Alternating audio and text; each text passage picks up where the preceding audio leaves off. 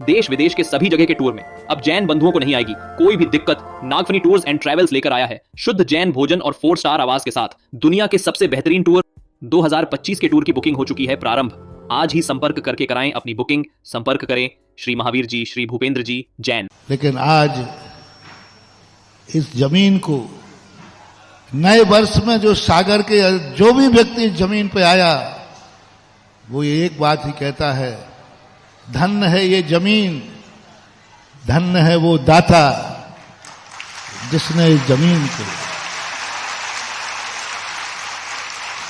अब जब भी राजकुमार कफन लेकर अर्थी पे जाएगा और कोई शायर कहेगा तो राजकुमार कफन के अंदर से बोलेगा, अरे मूर्ख, मैंने एक कफन के लिए जिंदगी नहीं गुजारी है, मैंने एक तीर्थ क्षेत्र बनाने के लिए जिंदगी गुजार के जा रहा हूं। एक तीर्थ बना करके मैंने अपनी जिंदगी तीर्थ बनाने में गुजारी है। क्यों ली थी, कब ली थी, किस लिए ली थी, डाल ली, ले ली। चाहता तो यहां कॉलोनी काट सकता था, लेकिन नहीं, एक मन आया, एक भाव आया कि मेरी अर्थी शायरों के लिए, मजाक के लिए नहीं होगी। मैं अर्थी से निकलूंगा तो शायर भी अपनी शायरी को आई एम सॉरी लिख लीज करके वापस लेगा और कहेगा, दुनिया में ऐसे बेलिवाज हैं जो आते हैं, लेकिन जब दुनिया से जाते हैं तो जगत पूज्य बन करके जाते हैं, जगत वंदनीय बनकर जाते हैं, जगत को कुछ दे करके जाते हैं। जिंदगी भर कमाने के बाद उन्होंने क्या, राजकुमार की जिंदगी में जितना भी कमाया होगा आज वसूल होगा। लाख उपाय करते पूरा सागर को नहीं बुला पाते जो आज पूरा सागर आ गया। आज जो सागर के लोगों ने दुआएं दी हैं और आज मैं भी दुआएं दे रहा हूं और आगे आने वाला भविष्य जब दुआएं देगा, जब यहां होगा एक कोई बहुत बड़ी इतिहास, बड़ा सागर को गौरवान्वित करने वाली संस्कृति होगी, उस समय लोग कहेंगे, जैसे आज डॉक्टर सरहरी सिंह गौर को दुनिया याद करती है, ऐसे ही कभी किसी तीन बत्ती पर राजकुमार का स्टेचू होगा सरहरी सिंह गौर का।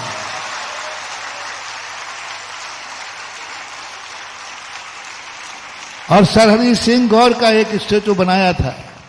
मात्र एक काम किया उन्होंने, यूनिवर्सिटी बनाई। राजकुमार अच्छा फोटो उतरवा के रख जाना है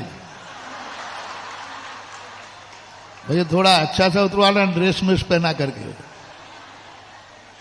जब कभी होगा, इतिहास जब बनेगा, उस समय लोग अपने आप कहेंगे कि सागर के एक गौरव प्राप्त हुआ है, जिसने वो व्यक्ति फलाना था, क्यों ना किसी चौराहे पर उसका एक स्टेचू गौरव के लिए खड़ा किया जाए, जो सब लोग कहें जब भी शहर में गुजरे कि ये है सागर का सरहरी सिंह गौर और ये है इस तीर्थ का राजकुमार करैया। यूं मत जिंदगी गुजारो कि कफन के लिए जिंदगी गुजार दी। 90% लोग कफन के लिए जिंदगी गुजार देते, सब कुछ छोड़ जाते। बाल बच्चों को तुम कितने ही छोड़ जाना, ये बाल बच्चे कभी भी तुम्हारे मीत होने वाले नहीं। अंत में यही कहेंगे, बाप ने क्या दिया, जो थोड़ा बहुत था वो समाज को और दे दिया। ये कभी तुम्हारा उपकार मानने वाले नहीं। हमने राजा महाराजाओं को देखा जो अपनी जागीर दे के चले गए, फिर कि उनके बच्चों ने उनकी जागीर को एक पीढ़ी जिंदा रहा, दूसरी पीढ़ी की बात भी भूल गए कौन दादा था और कौन बाप था। कोई याद रखने वाले नहीं। आज सरहरी सिंह गौर का कौन सा बेटा है, कौन सा पोता है जो सरहरी सिंह गौर को जीवित रखे, उसका नाम बताओ। सागर में सरहरी गौर का कोई परिवार कहां है, उनके बेटे कहां हैं, उनके परिवार कहां है, क्या कोई नाम लेने वाला है? और अभी दुनिया में होगा, उनका अंश वंश खत्म नहीं हुआ। कोई ना कोई है, लेकिन को कोई जीवित रखने वाला नहीं है। लेकिन एक जंगल था वहां, जब यूनिवर्सिटी बनी थी वहां घनघोर जंगल था। बहुत घनघोर जंगल था। परकोटा के बाद ही मुश्किल थी, लेकिन आज 100 साल के लगभग हो रहे हैं। आज उस यूनिवर्सिटी ने, आज उस पहाड़ी ने सर हरि सिंह गौर को जीवित रखा। तुम कितना भी अपने बेटों को जोड़ जाड़ के रख जाना, कुछ भी नहीं, तुम्हारा अंश, तुम्हारा वंश भी तुम्हारा नाम लेने वाला नहीं मिलेगा। और जो तुम करके जा रहे हो यही तुम्हें जीवित रखेगा।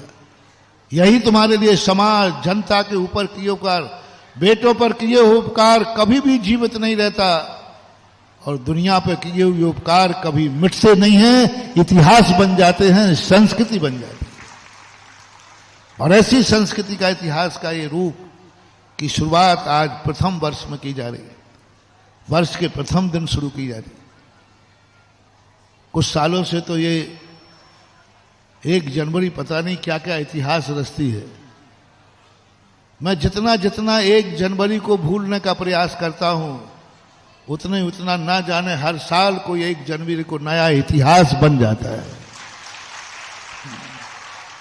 मैं कभी 1 जनवरी को ज्यादा याद नहीं करता, और ना मैं 1 जनवरी का इंतजार करता हूं, ना मेरी कोई तैयारी होती है। लेकिन अनायास ही पता नहीं क्यों पिछले साल की 1 जनवरी थी, एक नया इतिहास रचा जा रहा था। लोकोदय तीर्थ क्षेत्र का शिलान्यास हो रहा था। 2024 में 1 जनवरी को आगरा में लोकोदय तीर्थ क्षेत्र का शिलान्यास हुआ था। वहां भी ये दान 2024 की 1 जनवरी ऐसा ही भारत इकट्ठा था, पूरा आगरा इकट्ठा था, और एक इतिहास लिखा गया था, ताज पर सरताज रखा गया था, और लोकोदय तीर्थ की स्थापना की हुई। मैंने नहीं सोचा था कि 2025 में कुछ इससे भी ज्यादा होने वाला है। वहां तो जमीन को खरीद करके मुश्किल से 30 बीघा जमीन कर पाए। मुझे क्या मालूम कि 2024 का किया हुआ इन्वेस्ट